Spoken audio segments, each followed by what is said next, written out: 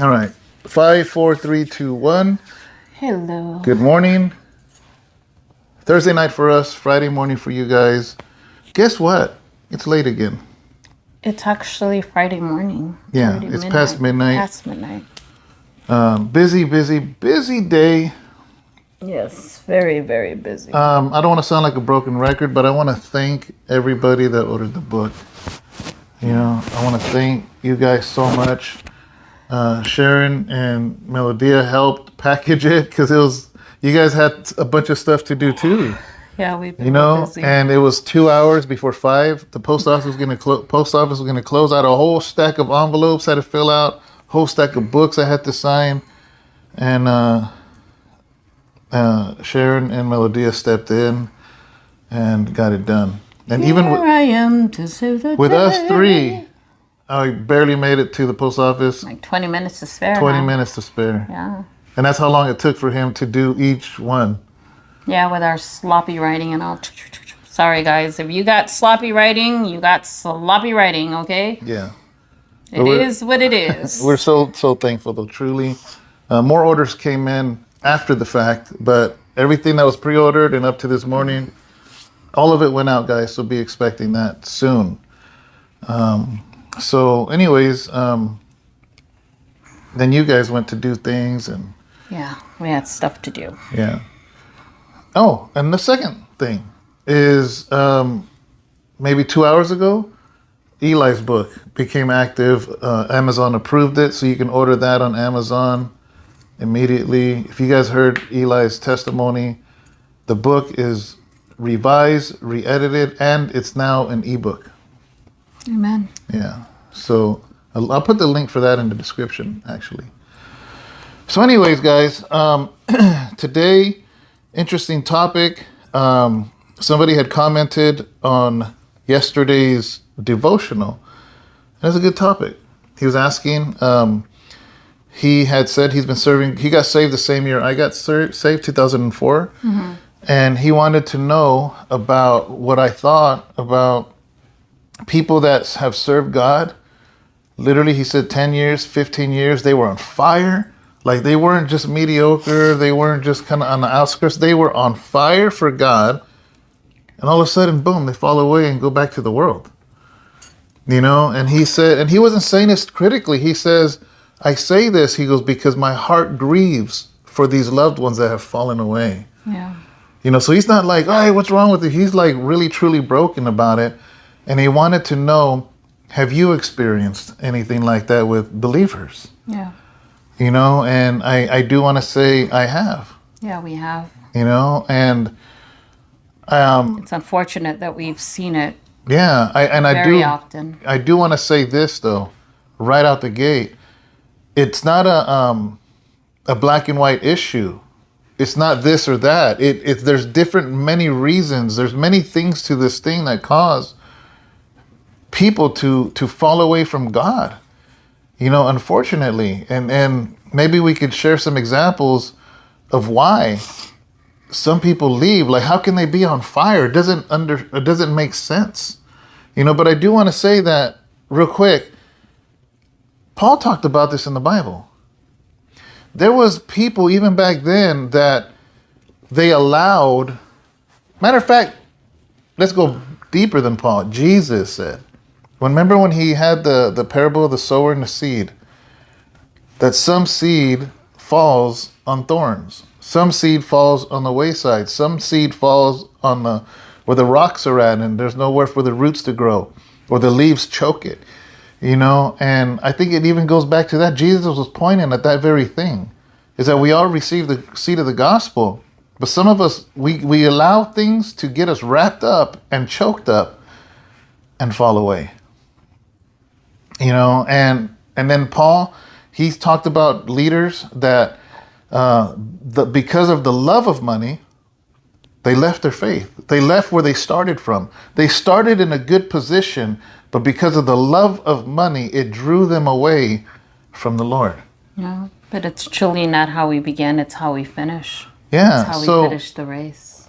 So, you know, Sharon has a couple examples. I think I have a couple examples.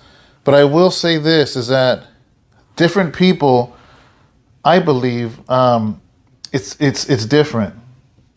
And before we say some examples, maybe I want to say this: that sometimes people leave because it was more of a social club to them than a real surrender to the Lord. Some, I think, is a surrender to the Lord, but because they're not discipled and a storm comes, the storm destroys them. Yeah, their roots are not grounded deep enough. Yeah. Some are taught wrong. So when the storm comes, they fall away.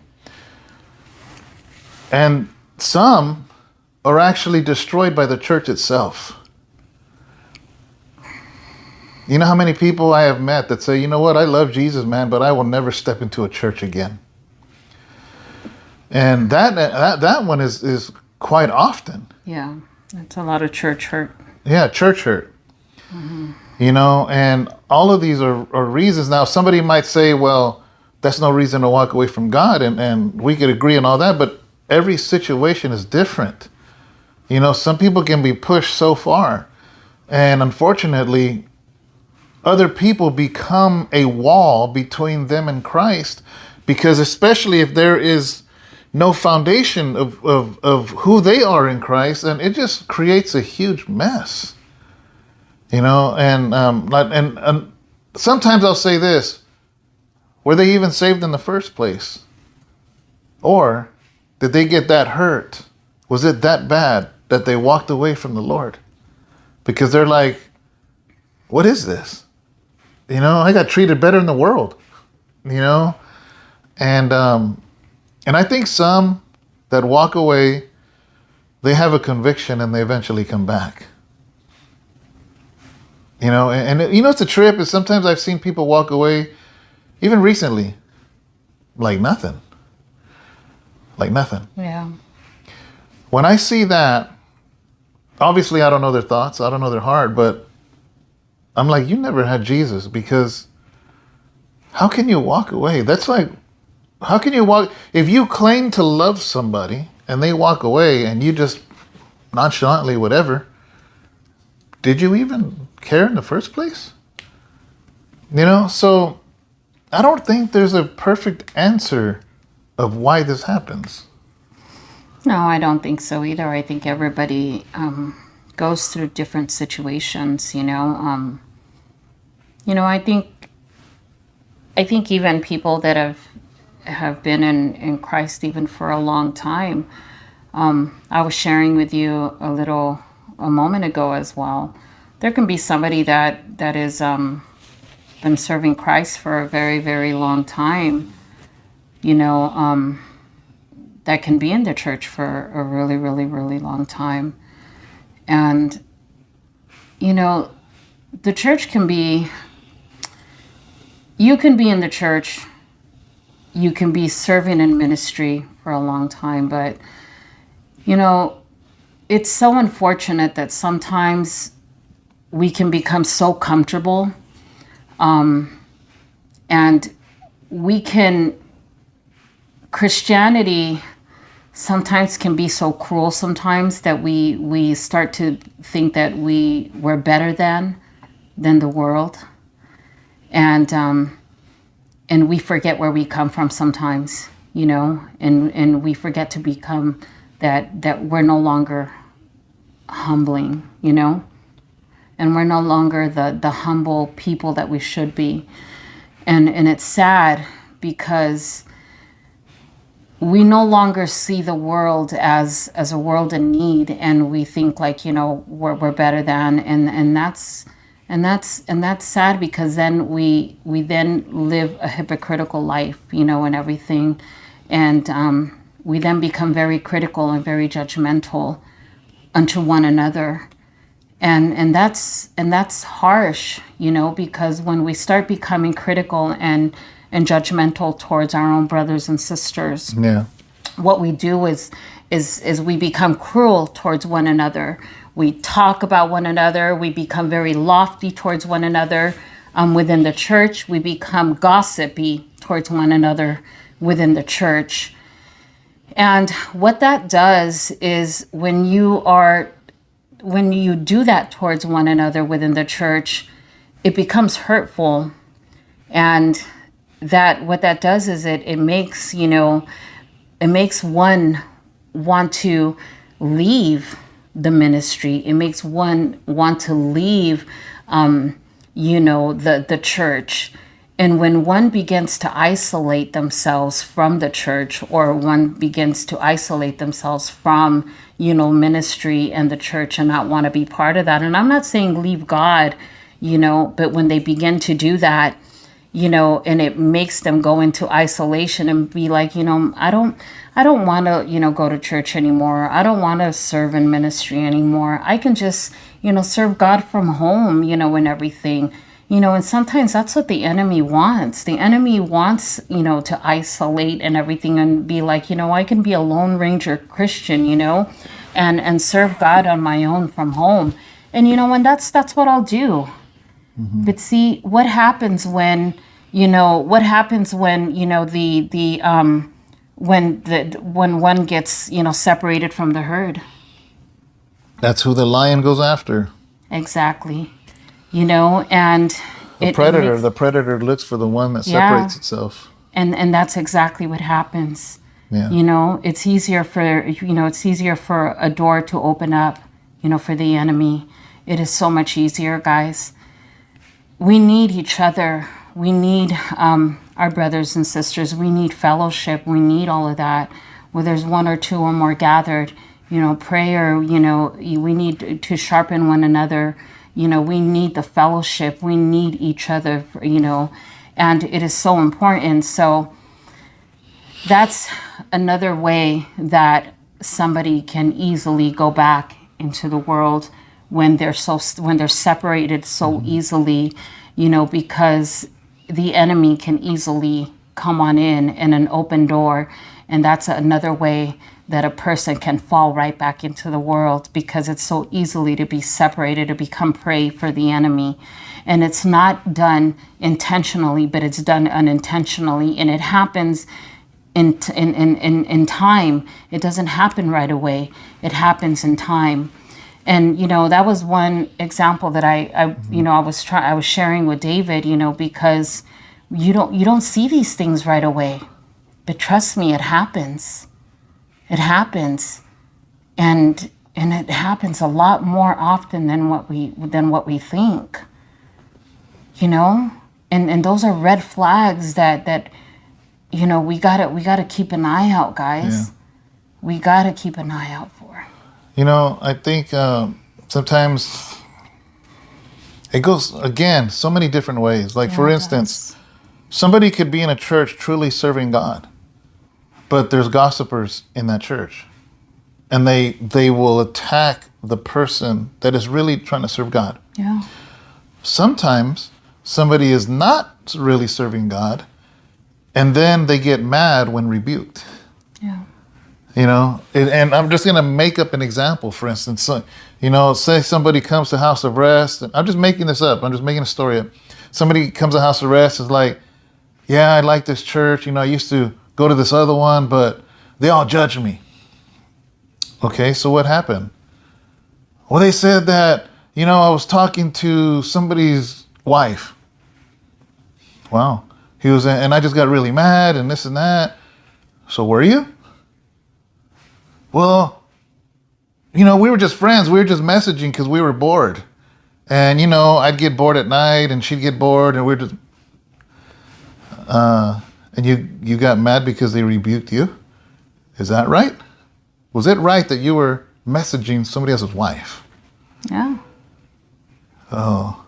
You know what I mean? So yeah. It's like, unfortunately, when a lot of people do that, they will go and talk bad about that church. Yeah. But in reality, they're hiding their sin. Yeah. But sometimes it's the other way around. Sometimes if you really are serving the Lord, and you really are, and there's busybodies and gossipers and people that want to destroy, and people, you're just like, man, I can't handle this, So unfortunately, a lot of times too, when we base our salvation on other people, and other people are going to fail you, you eventually walk away from God. When I see when I hear somebody says, man, I serve God fervently, and they walked away, a lot of times, to be honest with you, to me, it's a foundational issue. Yeah, it is. You have a foundation that was built on sand. You either trusted in your pastor too much, or you trusted in your ministry too much, or you trusted in your church too much. Somewhere along, you trusted in your spouse too much. You trusted. A lot of the times. And the spouse cheated, or the spouse did that, so you're like, you know what, forget God. What did God have to do with it? Yeah. You have established your foundation on something else other than Christ. And so I don't think there's an exact answer for why this happens. You know how I can tell? When a spouse, I'm going to make it very simple. You know how I can tell when a spouse relies on a spouse instead of relying on God? I'm going to tell you this right now. When a spouse does not show up to church just because one of the other spouses doesn't show up to church. You get what I'm saying? Mm-hmm. If one of them doesn't show up to church and says, oh, I didn't come because my wife didn't want to come. Oh, I didn't come because if just one of them doesn't show and the other one doesn't show. My husband had to work. Or then it's one relying on the other. Yeah. Then you gotta question. You gotta question that. It's that simple. Mm-hmm. It is that simple. I have always thought about that. Just think about it for a quick moment, okay?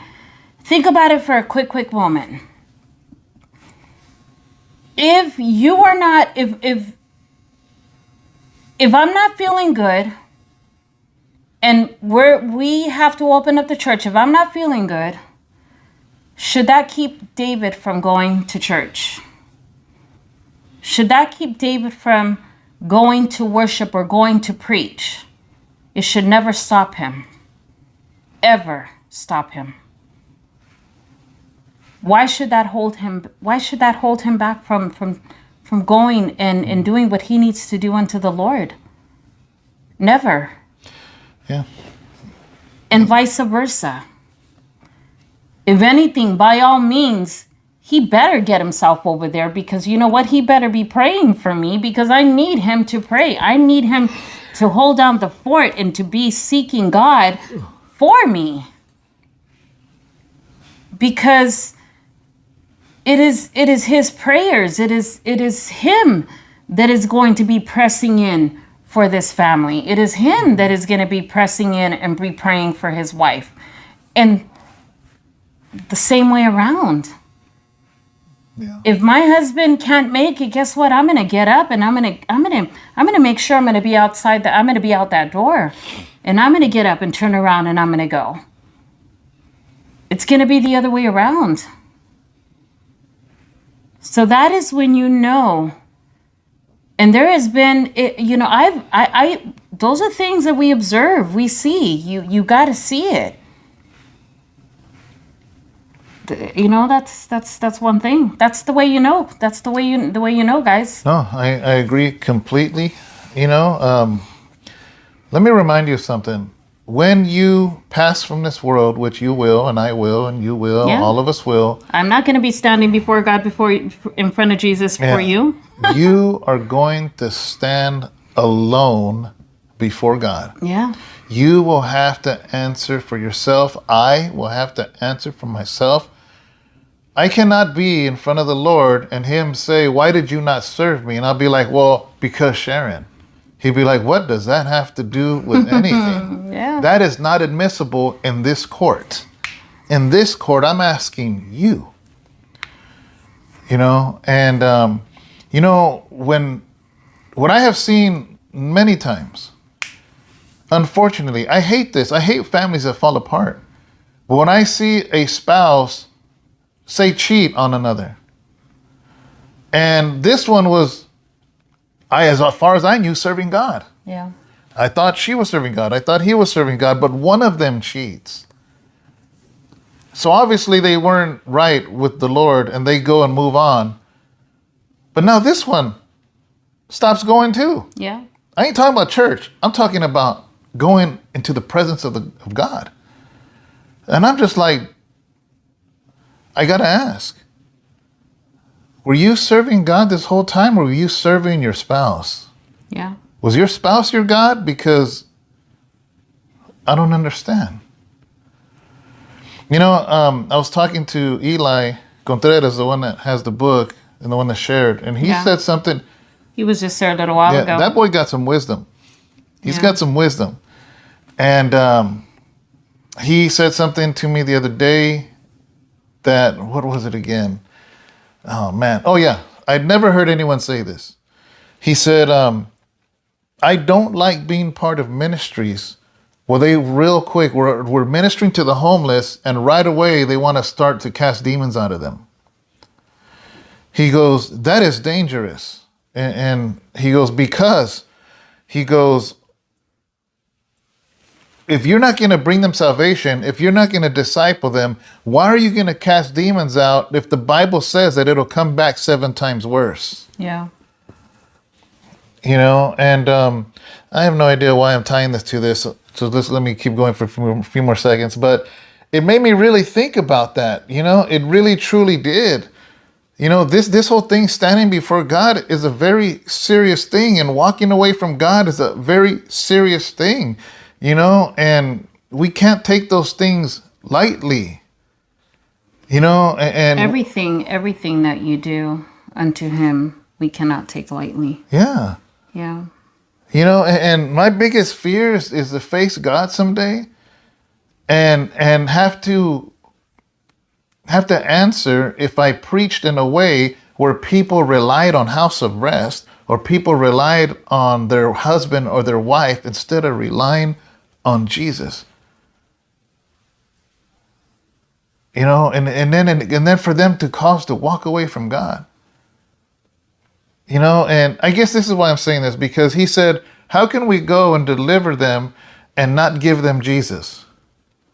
So how can we have a congregation and teach them how to be Christians without giving them Jesus? You know, the most beautiful thing that you said yesterday, when we had Bible study, when, you know, there's people that have lost family members, there's people that have lost loved ones, and you know, they have been so angry towards God, and they have wanted to walk away towards God, and they get mad at God, and they say, but you know what? But God can take it. Mm-hmm. And they walk away out of hurt and out of pain and out of agony. And sometimes, but God knows their heart, and they walk away, but they come back with a repentative heart. Yeah. But see, God sees that. God knows that. But God knows your heart. If there's an emptiness, and if there's a hurt, and if there's a pain, and if you've been hurt, and if you've been pained, and if you have fallen, but see, God knows all of that. And if you have walked away and you've come back with a repentative heart, and you know in your heart, and God sees that, and he knows that you have walked away and you have made a mistake or something, and you come back and you're like, Lord, forgive me. And he sees that, and he knows that. Trust me, you think he's not going to say, come back to me, son, come back to me, daughter, and embrace you with open heart? You think he's not going to receive you with that and embrace you with that? He sees that. My God, he's going to embrace you and love you and walk you through that. And that's what he is about. And teach you to be able to rebuild that foundation that you should have had in the first place, you know? And that's what he's all about. But not if you're just gonna, you know, come and just wanna, you know, just to mock him all over again and just be like, I'm just gonna redo it all over again and just play games. And he knows, and he sees all of that. if you're just going to be doing and playing games and just, be coming in and out as you please, and he sees all of that, guys. Mm-hmm. He knows all of that. He knows all. He knows your heart. So, but if he knows that you're lacking, he knows that you're hurting and you're in pain, and he knows why and what's going on. Just like he knows the drug addict that he can't stop from putting that needle in because he's fighting it. He sees even that. He sees the one that is struggling. Yeah. The one that is struggling, that he's trying to fight putting in that needle. You think he doesn't see that? He sees that. Guys, he sees it all. Yeah. I don't want to make this video any longer, but I do want to make a point. Your foundation you're going to fail if your foundation is not Jesus. Yeah. I'm telling you right now. You're going to fail. If you are making house of rest your main thing, relevant Bible talk, I'm sorry, you're going to fail. You are going to fall away. Yeah. Your ministry, your church, your husband, your wife, your kids. Yeah. Jesus says, if you don't hate your father and your mother and put me first, basically. And he's not asking you to hate your family, but what he's saying is, it's in a Hebrewism, he's saying, if you don't put me first and love me more than your family, you have no part of me. And that sounds a little cruel if you don't understand the context of it. Because in the true context, you can never truly love your loved ones until you love Jesus first, because God is love.